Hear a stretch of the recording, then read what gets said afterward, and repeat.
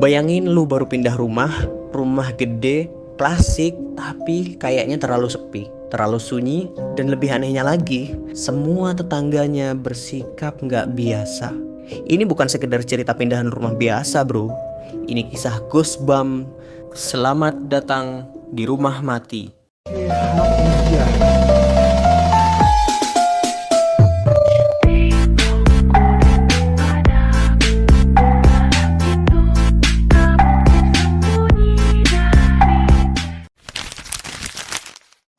Kisah berpusat kepada keluarga Benson yang terdiri dari Pak Benson, Bu Benson, dan kedua anaknya yaitu Amanda dan Josh. Keluarga Amanda pindah dari rumah baru setelah 14 tahun tinggal di rumah lama. Rumah barunya besar banget, bangunan tua yang dibangun dengan bata merah, berdiri di atas bukit kecil dengan jendela-jendela tinggi yang bentuknya kayak mata ngeliatin lu terus.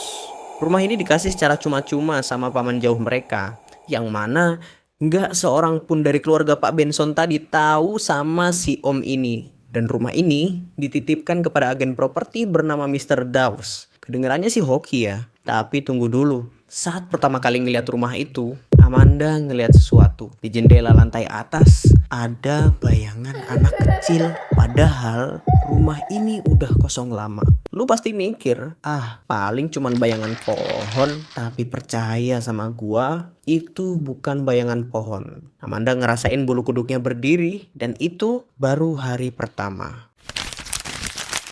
Anjing kesayangan mereka, tulisannya gini nih, kita sebut aja Pete, tiba-tiba hilang. Amanda dan Josh, adik cowoknya dia, langsung panik nyari ke sekitar rumah, tapi nggak ketemu. Akhirnya mereka keliling komplek yang berujung di sebuah kuburan tua, dan disitulah mereka nemuin sebuah kubangan besar. Bentuknya kayak panggung teater gitu, tapi aneh, yang ya biasanya kita sebut dengan amphitheater. Di pinggirannya ada pohon melengkung kayak tangan yang siap menarik orang ke dalam. Ada tulisan di dinding batu samar-samar yang kalau dibaca tulisannya teater kematian. Tapi syukurnya Pete ketemu lagi di sana. Masalahnya, kenapa anjing bisa nyasar ke tempat kayak gitu?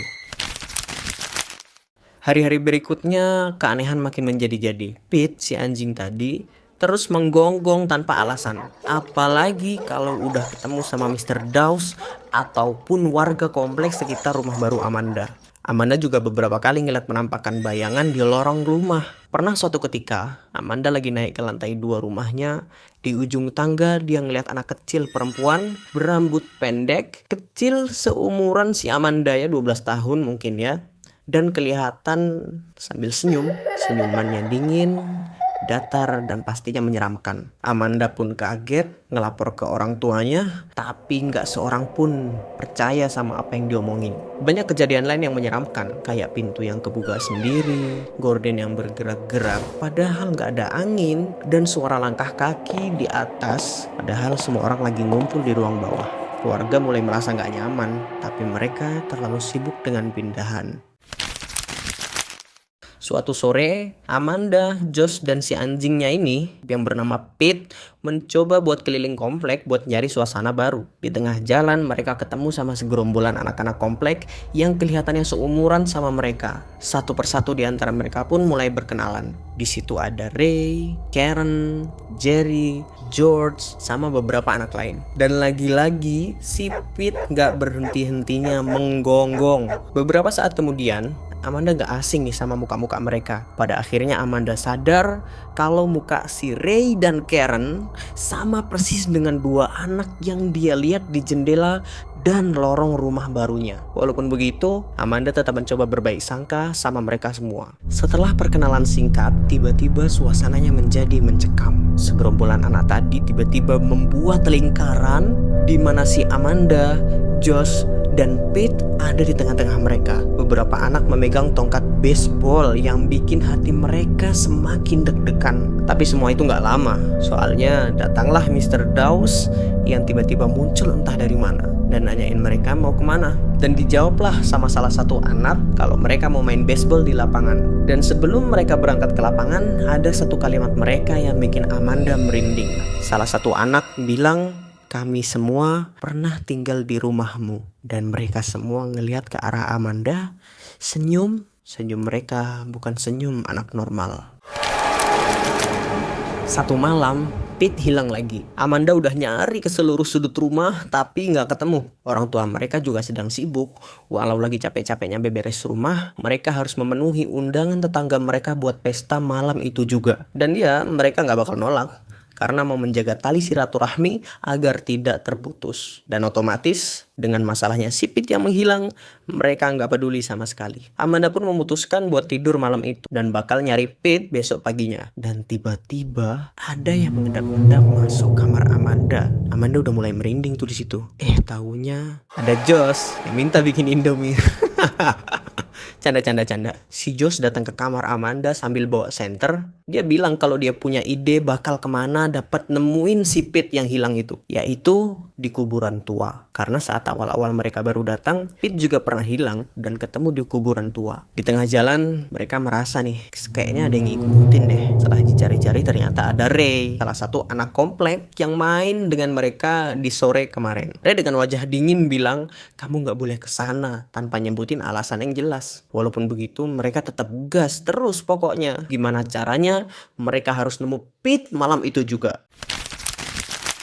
Di kuburan, dengan bantuan senter sakti Josh, Amanda dan adiknya berhasil nemuin si Pete, yaitu si anjing tadi. Josh seneng banget dong, tapi pas Pete diangkat, kecium bau busuk dari badannya sampai si Josh mau muntah karena itu. Pete emang ketemu, tapi anjing itu udah aneh, matanya kosong, bahkan gak ngenalin Amanda sama adiknya sama sekali. Lalu Amanda ngeliat sesuatu yang bikin jantungnya berhenti. Nisan-nisan dengan nama anak-anak komplek yang kemarin mereka temuin. Ya betul, mereka semua udah mati. Pada akhirnya Ray pun buka suara, kota ini cuman buat yang mati karena kami semua adalah mayat hidup. Terus Ray ngelanjutin, kita semua pernah tinggal di rumahmu. Setiap 1 tahun sekali akan ada orang yang pindah ke rumah itu buat diambil darah segarnya, dan anjing akan tahu semuanya terlebih dahulu. Lebih parahnya lagi, Ray bilang anjingmu udah mati duluan, Pete udah bagian dari kami. Saat Ray mau menyeret Amanda dan Josh, cahaya senter Amanda kena wajahnya si Ray. Tubuh Ray langsung meleleh, hancur seketika jadi abu. Dan dari situ Amanda sadar kalau cahaya bisa membunuh mereka. Karena ketakutan, Amanda dan adiknya lari pulang ke rumah. Tapi jam udah nunjukin jam 2 malam. Orang tua mereka belum balik dari pesta. Rumah kosong dan mereka khawatir bahwa pesta yang didatangi oleh orang tua mereka bukanlah sebuah pesta biasa. Tiba-tiba pintu rumah ada yang menggedor dengan keras. Ternyata itu Mr. Dawes. Dan dia bilang kalau orang tua mereka lagi dalam bahaya dan Mr. Dawes berhasil mengamankannya. Amanda dan Josh pun bergegas naik ke mobil yang dibawa sama Mr. Dawes tadi buat diantarkan bertemu sama orang tuanya. Dengan suara yang tenang, Mr. Dawes bilang kalau misalkan orang tua Amanda dan Josh ada di kuburan, tepatnya di tengah teter samping pohon besar yang melengkung, dan mereka harus ikut. Saat sampai di kuburan, dengan senter si Josh, Amanda dan adiknya berlari ke arah teter sampai akhirnya mereka nemuin makam dengan tulisan di atasnya nama Mr. Dawes. Mr. Dawes bagian dari mereka juga.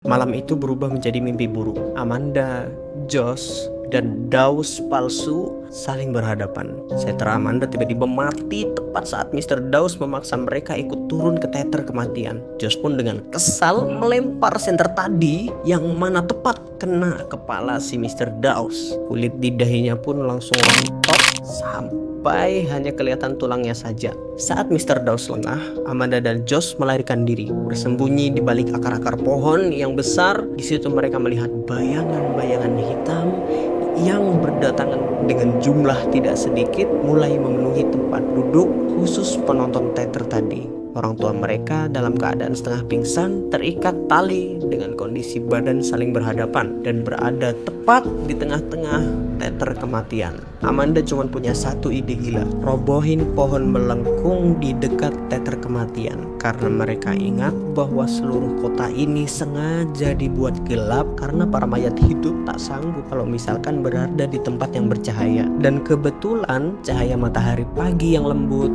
mulai muncul. Dengan penuh tenaga, mereka dorong batang pohon itu. Pohonnya tumbang dan cahaya lembut mentari menembus ke dalam tanah. Suara jeritan terdengar di mana-mana. Jeritan ngeri, jeritan marah, jeritan kebingungan. Teriakan-teriakan tadi berubah menjadi lolongan. Lolongan kesakitan, lolong kematian.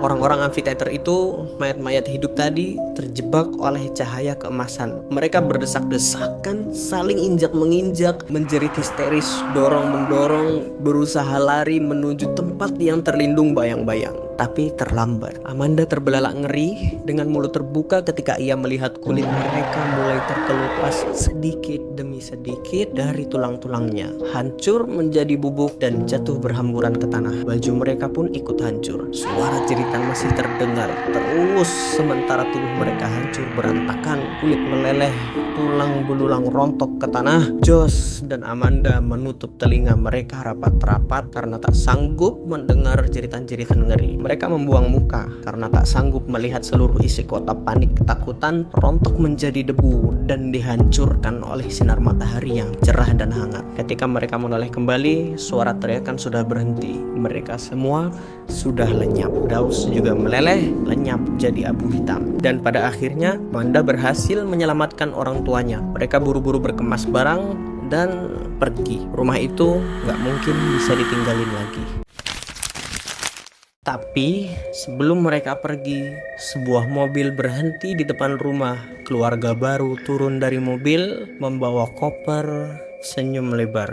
Amanda pengen teriak, "Jangan masuk!" Tapi udah telat. Keluarga itu melangkah ke dalam dan pintunya menutup pelan.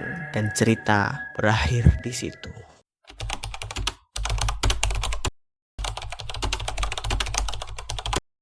Do you like my dog? Shop your soul.